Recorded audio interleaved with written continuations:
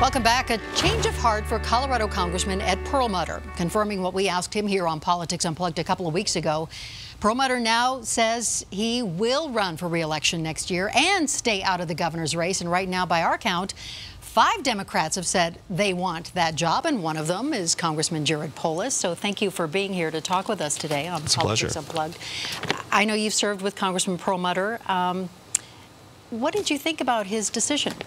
Well, look, no one works harder and is a more diligent public servant than Ed Perlmutter. So as a Coloradan, frankly, I'm thrilled that he wants to continue to serve in the United States Congress, which is a tough place to serve now, as you know, Ann. And no one works harder. And he's a roll up your sleeves, advocate for Coloradans, doesn't matter your ideological persuasion, very effective public servant. If I do have the opportunity to be governor, I'll be very glad that we have Ed Perlmutter in our delegation.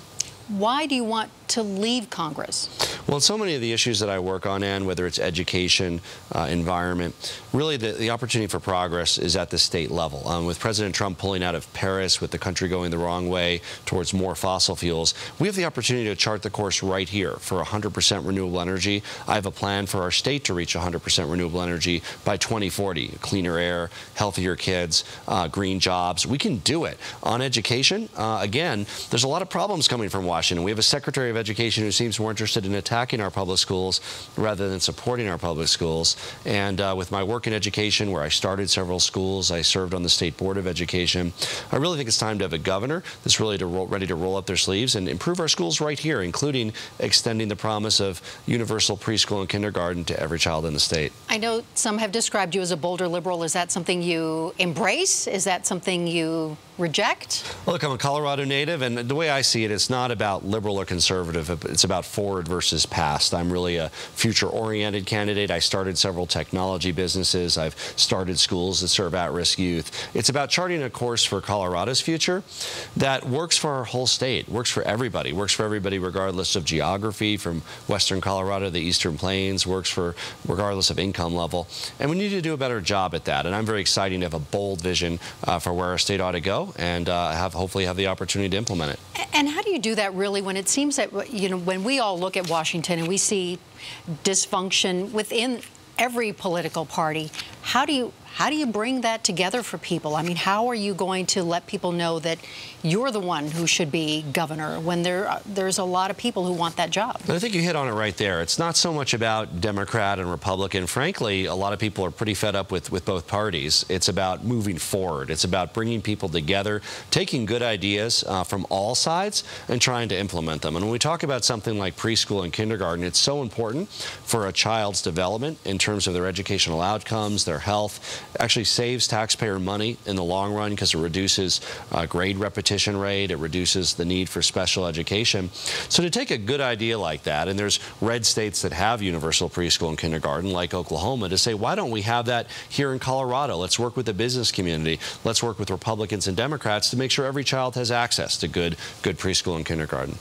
Let's talk a bit about what's going on in Washington. The president was in Arizona this week threatening a government shutdown if Congress doesn't fund his proposed border wall. What do you think of that? What would that shutdown do to Colorado? First of all, that wall is a boondoggle. He promised during the campaign that some other country would pay for it. A lot of us knew at the time that wasn't true. It turns out it's not true. President Trump lied. He's now asking the American taxpayers to pay not just a few billion, $30–40 billion of deficit spending, putting your children and mine and our grandchildren in further debt to build a wall that won't even be effective at doing anything about our broken immigration system. So I've always been committed to fixing our broken immigration system, to making it work. Of course, border security is a part of that. Enforcement at the workplace is a part of that. But spending taxpayer money on a border wall is not constructive. And if he's really talking about shutting down government, he's really abrogating his responsibility as president, as a steward of our country, to keep our country moving forward. Is that possible that may happen? He can do it. It requires 2/3 of Congress to overrule the president.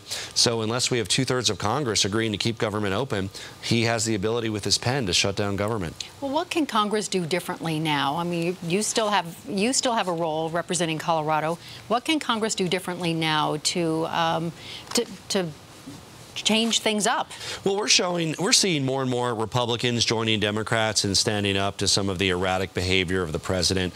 Most recently, Congress voted almost unanimously to prevent the president from unilaterally removing the Russian sanctions, and showed that whether you're a Democrat or Republican, there's enough smoke there with the charges of collusion, the allegations of perhaps his financial ties, to say, look, Congress wants to reassert its priority. When Congress wants, they're in Article 1, Section 1 of the Constitution, they can exert their authority. It just takes Democrats and Republicans working together, and maybe if there's any positive outcome from this erratic president, it's that both parties will rise to the occasion of working together to keep our country on the right path. And you can work with Republicans? I'm part of a group called No Labels Problem Solvers, so we have a couple dozen Democrats and Republicans. We meet together regularly to try to move forward. We're trying to chart out a path on health care reform, so important to our country, that's not left or right. It's just about common sense improvements. And while I personally support universal health care, and many Republicans don't, it's about what can we agree on. And it turns out there's a lot we can agree on